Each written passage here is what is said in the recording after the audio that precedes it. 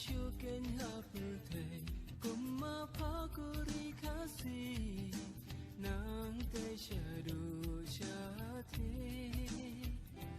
nami ngi shadu sepmi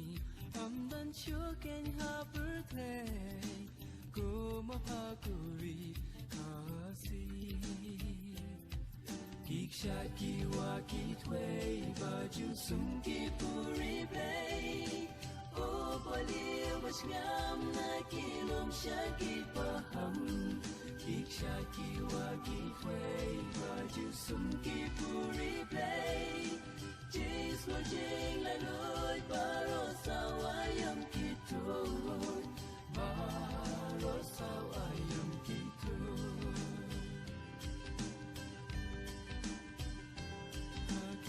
So balai Hagik personty will be Sim kidoki rai bunjan Da sur tiang ki rai kem tai Yai beru ki ler baba Ha perem lusin rai tlan